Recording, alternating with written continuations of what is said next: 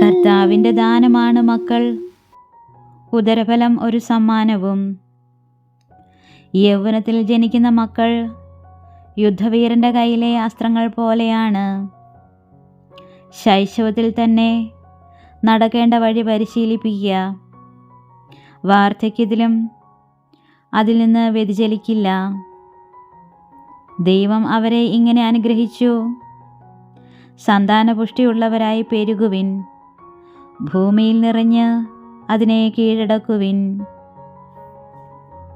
കടലിലെ മത്സ്യങ്ങളുടെയും ആകാശത്തിലെ പറവകളുടെയും ഭൂമിയിൽ ചലിക്കുന്ന സകല ജീവജാലങ്ങളുടെയും മേൽ നിങ്ങൾക്ക് ആധിപത്യമുണ്ടായിരിക്കട്ടെ.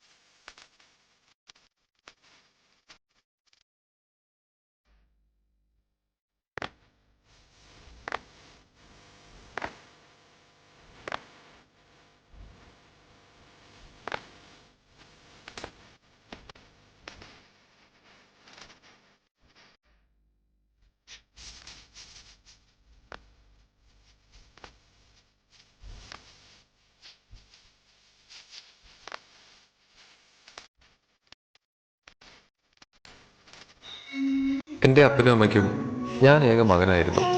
അതുകൊണ്ട് തന്നെ ഞാൻ വലുതായാൽ, ഒരു കുടുംബമായാൽ, എനിക്ക് വീട് നിറച്ച് മക്കൾ വേണമെന്ന ചിന്ത മനസ്സിൽ വന്നു. ഒറ്റപ്പെടുന്നവൻ്റെ വേദന അനുഭവിച്ച് തന്നെ അറിയാം. അതുകൊണ്ട് തന്നെ എൻ്റെ മകനോ മകൾക്കോ എൻ്റെ ഗതി വരാതിരിക്കട്ടെ എന്ന് ഞാൻ പ്രാർത്ഥിച്ചിട്ടുണ്ടായിരുന്നു. സഹോദരി സഹോദരങ്ങൾ വേണം, കൂടെ കളിക്കാൻ, കൂടെ പഠിക്കാൻ, കൂടെ ചിരിക്കാൻ, കൂടെ പ്രാർത്ഥിക്കാൻ ഒരു കൂട്ടു വേണം. ഒരു സ്നേഹബന്ധം വേണം. എനിക്ക് കിട്ടാതെ പോയതും അത് തന്നെയാണ്. എൻ്റെ മക്കളിലൂടെയെങ്കിലും എനിക്ക് പുറം ലോകത്ത് അറിയിക്കണം. എന്നെപ്പോലെയുള്ള മാതാപിതാക്കൾ ഒന്ന് ചിന്തിച്ചു തുടങ്ങണം എന്ന് സ്വന്തം ജോൺ.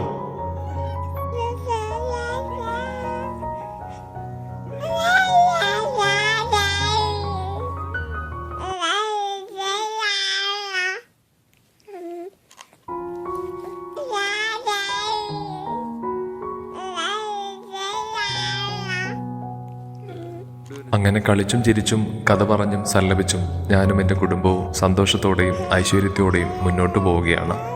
ഈ ഒരു സന്ദർഭങ്ങളിലും ഞാൻ പ്രാർത്ഥിക്കുന്നത്, എൻ്റെ കുടുംബം പ്രാർത്ഥിക്കുന്നത് അഞ്ചാമത്തെ ഒരു മകന് വേണ്ടിയിട്ട്, അല്ലെങ്കിൽ ഒരു മകൾക്ക് വേണ്ടിയിട്ടാണ്. എല്ലാവർക്കും നന്മകൾ നേരുന്നു. ജോണും കുടുംബവും. പേരക്കിടാങ്ങൾ വൃദ്ധർക്ക് കിരീടമാണ്. മക്കളുടെ അഭിമാനം പിതാക്കന്മാരത്രേ. നിന്റെ ഭാര്യ ഭവനത്തിൽ ഫലസമൃദ്ധമായ മുന്തിരി പോലെയായിരിക്കും. നിന്റെ മക്കൾ നിന്റെ മേശയ്ക്ക് ചുറ്റും ഒലിവ് തൈകൾ പോലെയുമാണ്.